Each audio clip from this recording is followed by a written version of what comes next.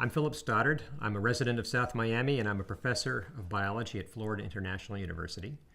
I'm running to be your next mayor of South Miami. And the reason I'm running is that we have a lot of work to do in this city. And unless the residents pick up the work and shoulder the responsibility, we're not going to get the city we want. As I walk around the neighborhoods talking to the residents, there's a bunch of issues that keep coming up with people.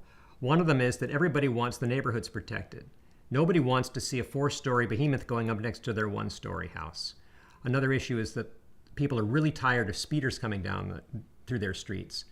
And having slow speed limits is great, but we need some other method to keep the speeding down. Taxes are a huge issue with people. Taxes have doubled in the city in the past 10 years. The city's budget has virtually doubled in the same amount of time. We absolutely need to keep a lid on the taxes. It's our money, and we need to keep from increasing our taxes any further and ideally lower them. A walkable downtown is very important to people. Also, being able to bike down there is important. You want to be able to go downtown in the summertime and not roast to death, and you don't want to get run over when you're out on your bicycle.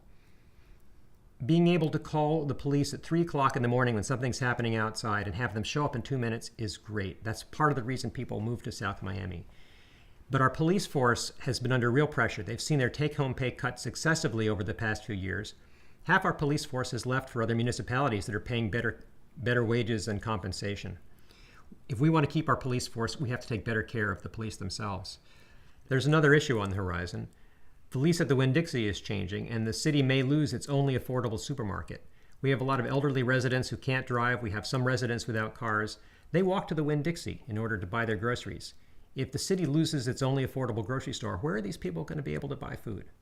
When I'm elected mayor, I'm going to start working on a series of reforms to the city. There's 2 key things we need to reduce and prevent corruption.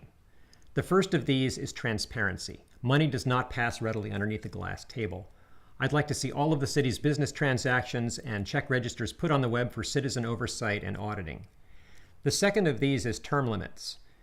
If you prevent elected officials from staying in office too long, it makes it very difficult for them to start seeking out private interests. The next thing we need to do is to create a new position in the city.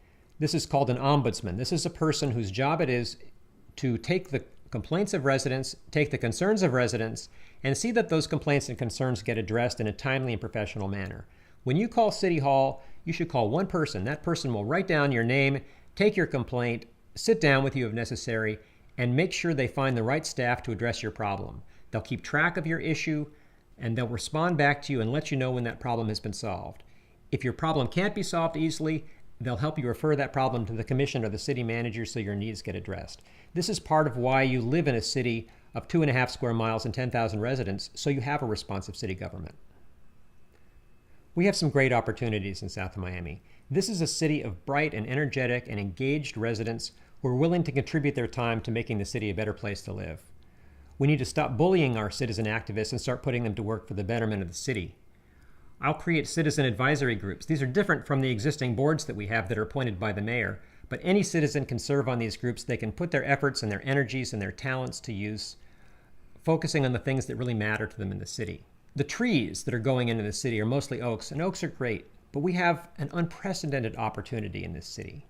Half the staff and former staff of Fairchild Tropical Garden live in South Miami, and these people are willing to volunteer their time to make us a world-class arboretum in our downtown. 1/3 of our downtown space is concrete for parking. It's an oven down there in the summertime. We could have a tropical canopy that makes South Miami a gorgeous place to live and to work and a destination for visitors. South Miami residents are also interested in renewable energy. Pinecrest is looking into something called the Berkeley model, whereby city financing is used to help residents afford solar energy in their houses. The residents want to keep our services. We want to restore our police force. We want to keep our taxes low. We don't want speeders on our streets. We don't want high development. We know we're facing inflation. How are we going to pay for all this? The city has got to stop wasting our tax money. The city took out a $15 million bond for a parking garage downtown. Most of the residents I talk to don't use the garage and don't even know where it is. The city has an $11 million shortfall in the pension fund, half of that accumulated on the current mayor's watch.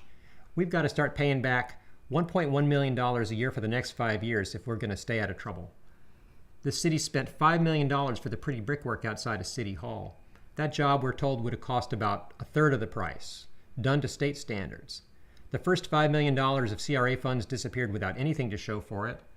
The city spent $2.7 million on a 1-acre parcel about a quarter mile north of the post office. A similar-sized parcel just sold in Pinecrest for a quarter that price.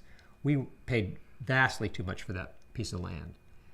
Now the mayor wants us to pay $15.5 million to Florida Power and Light to bury their transmission lines up US 1.